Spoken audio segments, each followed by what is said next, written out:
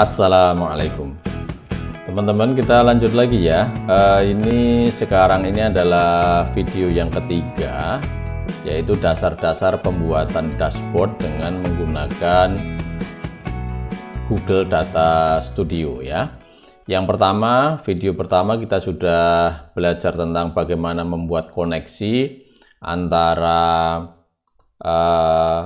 spreadsheet ya, sumber data, dan nanti bisa menggunakan sumber data yang lain. Kita hubungkan dengan Google Data Studio, kemudian bagaimana kita membuat layout, kemudian kita membuat ini angka-angka total seperti ini, kita membuat grafik dan sebagainya. Itu di video yang kedua. Nah, di video yang ketiga ini kita coba akan membuat cara sharing ya. Setelah report ini jadi, bagaimana kita berbaginya ya.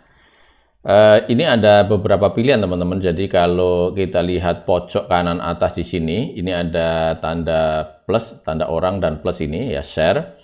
Atau di sebelahnya itu ada ikon kecil gitu ya. Kalau kita klik, ini ada 1, 2, 3, 4, 5. Ada 5 cara berbagi ya. Yang pertama adalah dengan invite people. Ini kalau kita klik, ini seperti cara berbagi di Google, baik Google Drive maupun file-file Google lainnya, kurang lebih sama seperti ini ya. Jadi kita bisa menambahkan alamat email dari rekan kita di sini ya. Misalnya ini saya akan menambahkan Omah Google ya, @gmail.com. Ini settingnya dia bisa view saja atau bisa edit ya. Kalau ini sifatnya reporting, jadi rekan kita nanti hanya bisa memview saja atau melihat saja atau membaca, jadi tidak berkolaborasi untuk membuat report. Ini sebaiknya view saja ya. Oke, mau pakai notify nggak, orangnya dikasih pemberitahuan apa tidak gitu ya. Terserah. Kalau misalkan iya ya tinggal dikasih centang, kalau tidak ya tidak usah dicentang ya. Misalkan ini dikasih oke, kemudian kita send seperti ini. Maka yang bersangkutan tadi dia sudah mendapatkan pemberitahuan di emailnya dia ya. Emailnya coba kita lihat teman-teman ya, ada di sini. Nah, ini sudah masuk di sini, jadi ada pemberitahuan. Kalau kita klik, kita open, maka otomatis kita akan bisa membaca, akan dibawa ke link daripada dashboard yang sudah kita desain tadi. Nah, seperti ini teman-teman ya. Nah, gini ya. Oke, gampang ya. Nah, seperti itu. Kemudian yang kedua, sebelah kanan di sini kita bisa manage access. Jadi manage access gini, di sini kita bisa klik di sini, ada beberapa pilihan, yaitu ini anyone on the internet can find and view. Siapapun, pokoknya yang di internet bisa mendapatkan dan bisa memview saja, bahkan ada bisa mengedit, atau siapapun yang punya link bisa view, siapapun yang punya link bisa edit, atau semuanya di off ya. Kemudian di sini ini ada kalau ini dicentang, jadi ini untuk menjaga agar orang tidak bisa menambahkan orang lain gitu ya. Kemudian kalau ini kita klik yang bawah ini, biar nanti para viewer ini tidak bisa ngeprint ataupun tidak bisa download. Ini pilihan saja, nanti tergantung dari kebutuhan teman-teman masing-masing. Nah, ini setelah tadi saya nambah 1 orang, maka di sini ada alamat email saya, ada alamat email saya yang lain ya. Yang satu owner, yang satu can view. Nanti kalau misalkan ada teman yang lain, ya nanti akan semakin banyak. Seperti itu teman-teman ya. Ini cara yang pertama, yaitu saya close saja ya, dengan pilihan invite. Invite people berarti kita mengundang orang ataupun teman atau rekan atau bos atau siapapun untuk bisa mengakses ini dengan cara kita memasukkan alamat emailnya. Itu yang pertama ya. Kemudian cara yang kedua itu dengan schedule email delivery. Jadi kalau misalkan ini kita klik, maka akan ada pop-up bahwa kita akan membuat setting report ini atau dashboard ini akan dikirim ke alamat email siapa, kemudian mulai tanggal berapa, jam berapa. Nah, ini akan diulangi setiap hari, misalkan daily report harian ataupun weekly. Kalaupun weekly pun juga misalkan ini setiap hari Kamis, kemudian apa sebulan sekali atau seperti setiap hari dari Monday to Friday. Jadi setiap hari kerja ataupun di custom juga bisa ya.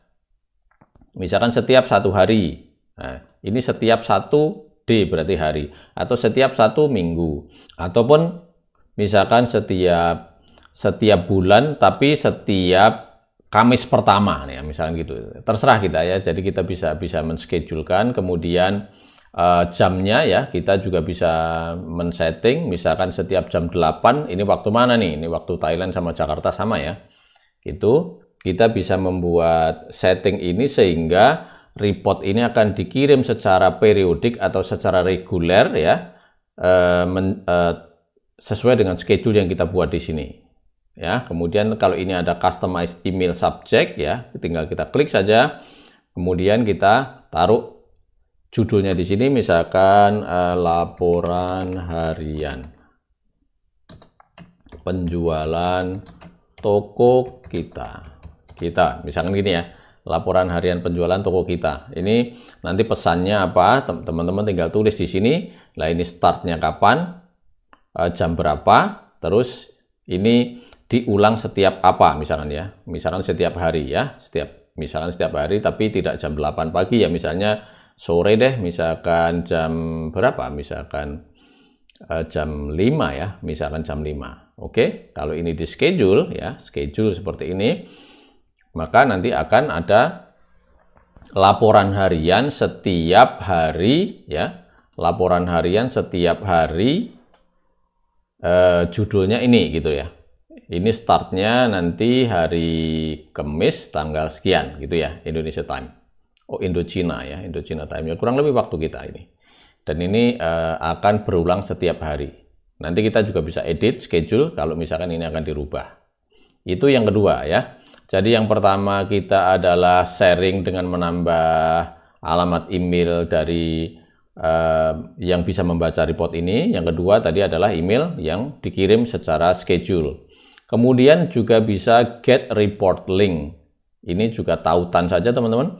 Tinggal di copy saja, klik, kemudian terus nanti ditautkan ataupun di paste, copy paste seperti gitu ya. Misalkan mau di-linkkan melalui media sosial, misalkan grup WhatsApp atau Telegram atau apapun ya, atau mungkin juga di copy paste di email juga bisa ya. Jadi ini intinya bahwa ini mengambil tautan. Siapa yang punya tautan maka bisa mengakses report ini gitu. Itu yang ketiga. Lalu bagaimana dengan tautan ini? Kita dengan satu sentuhan kita bisa mengakses report ini teman-teman, seperti yang pernah saya sampaikan. Misalkan dari handphone ya, tadi klik get link di sini, lalu kita copy. Misalnya kita mau share ke tim melalui WhatsApp group misalnya ya. Sebentar saya aktifkan dulu WhatsApp saya, mana ini sebentar ya. Nah ini WhatsApp saya teman-teman ya. Kemudian saya Ctrl V di sini, kemudian saya send. Oke, sehingga kalau misalkan saya tap di sini, nah demikian, maka otomatis dia akan membawa saya ke report yang barusan kita desain tadi, yaitu dashboard report ini, ya, seperti ini. Cuman karena memang kita mendesainnya itu landscape atau horizontal, sehingga tidak bisa full sampai ke sini teman-teman. Nah, kalau misalkan teman-teman mendesainnya kemarin layoutnya itu dengan portrait atau dengan vertikal begini, ya bisa juga. Nanti teman-teman bisa lihat lagi video yang pertama ya. Nah, seperti itu. Nah, kemudian bagaimana cara membuat satu sentuhan tadi, yaitu sebenarnya kita hanya membuat shortcut saja teman-teman. Di pojok kanan atas di sini ya, itu ada titik 3, kita sentuh, kemudian ada add to home screen. Ini kita membuat shortcut di home screen ya, kita sentuh, kemudian seperti ini. Kemudian muncul pop up untuk membuat nama shortcutnya. Misalkan saya buat nama toko saja biar pendek ya. Kemudian saya klik add. Nah begitu. Kemudian saya klik add lagi. Nah, sekarang saya mau lihat di home screen saya. Nah, ini sudah muncul teman-teman. Ada di sini. Sehingga kalau saya ingin melihat laporan penjualan hari ini ya, saya tinggal klik sentuh satu sentuhan ini, dia udah akan masuk ke laporan yang kita buat tadi. Apakah ini laporan penjualan atau laporan misalkan dari toko kita, atau laporan dari showroom kita, atau laporan dari project kita, atau dari sekolahan kita, atau apapun, dengan satu sentuhan kita bisa melihat progress report yang kita desain di sini. Tidak perlu melihat report seperti ini ya, tetapi menjadi report yang sangat menarik, yaitu menjadi report yang sangat ringkas, yaitu report seperti ini ya. Nah, kalau misalnya ini coba saya rotate gini teman-teman ya. Nah, gini ya. Bisa dilihat juga ya. Nah, seperti ini. Ini juga bisa kelihatan bahwa memang kalau memang desainnya landscape ya, kita ngelihatnya landscape sehingga kita bisa lihat secara keseluruhan. Tetapi kalau kembali lagi teman-teman mendesainnya secara vertikal, nanti tinggal dibuat secara vertikal. Nah, gitu teman-teman ya. Gampang ya. Oke. Kita lanjut lagi dengan cara sharing yang lainnya ya. Yang keempat, ini ada embed report. Ini biasanya, nah ini bahasa ini, jadi ini sudah otomatis tinggal mengcopy saja. Jadi kalau teman-teman yang membuat program website dengan HTML ya, bisa tinggal di paste saja seperti ini. Ini ukurannya panjang lebarnya juga sudah ada di sini, tapi juga bisa diatur lagi nih ya. Nah, ini diatur lagi, nanti di sini juga menyesuaikan ini teman-teman. Ini 600, jadi kalau misalkan kita kurangi, otomatis ini juga akan berubah ya. Nah, nanti tinggal di select, kemudian di copy, kemudian ditempel di tempat pemrograman sana. Ya. Kemudian ada satu lagi, yang terakhir adalah dengan download. Nah, dengan download, artinya kita juga bisa mengirim dalam bentuk file, misalkan ini ada pilihan ya pada waktu kita downloadnya ke PDF. Ini kita ignore custom backgroundnya, kemudian kita bisa menambahkan link di reportnya, juga bisa ditambah password misalkan jika dipandang perlu ya. Kalau misalkan begini, passwordnya apa nih gitu ya, biar tidak semua orang nanti, karena kalau ini nanti sudah jadi PDF gitu teman-teman, kan bisa dikirim kemana saja ya, karena sudah berbentuk soft copy. Nah, mestinya kalau memang ini hanya perlu diketahui orang-orang tertentu yang hanya mempunyai password, maka sebaiknya juga diprotect dengan password ya. Kalau misalnya tidak, ya tinggal di-download aja. Oke, kita tes download ya. Coba kita cek di download teman-teman. Oh, ini toko kita report ya. Saya double klik. Nah, ini sudah kelihatan hasil reportnya yang PDF-nya ya. Ya, kurang lebih seperti ini. Nanti teman-teman kalau mau berbagi tinggal dibagi aja, karena sudah bentuknya sudah file PDF ya. Ini saya tutup aja. Nah, ada di sini, tinggal nanti di copy ataupun di share ya. Oke, mungkin gitu teman-teman ya. Jadi bagian ketiga ini lumayan pendek ini videonya. Jadi saya berharap dari 3 bagian video ini sebagai dasar bahwa kita sudah memahami tentang Google Data Studio, bagaimana mengkoneksi data yang akan kita tampilkan atau kita visualisasikan, kita membuat angka-angka ataupun grafik yang sederhana. Kemudian terus kita juga sudah tahu bagaimana cara berbagi dengan menggunakan invite people, kemudian schedule email delivery, kemudian get link, kemudian embed sama download. Nah, selanjutnya nanti kita akan pelajari lagi bagaimana kita membuat grafik-grafik di sini teman-teman ya, yang lebih informatif dan juga tentunya lebih menarik, karena ini namanya visual report. Jadi summary seperti ini, misalkan di samping tata letaknya dan bentuknya menarik, juga informatif gitu ya. Kemudian terus bagaimana kalau datanya lebih dari satu, kita bisa ngeblend data, bagaimana membuat setting filter, kemudian bagaimana kita juga membuat field baru. Kemudian masih banyak lagi yang perlu kita pelajari. Nanti secara bertahap kita akan belajar lagi ya teman-teman ya. Oke, untuk sementara gitu, jangan lupa subscribe dan juga berbagi biar lebih banyak yang bisa mendapatkan manfaat. Oke, terima kasih. Oke teman-teman, untuk sementara begitu, ikuti video saya selanjutnya. Ada pertanyaan ataupun komen silahkan tulis di kolom komentar. Dan perlu diingat teman-teman, untuk berbagi tidak menunggu kita harus pinter dulu.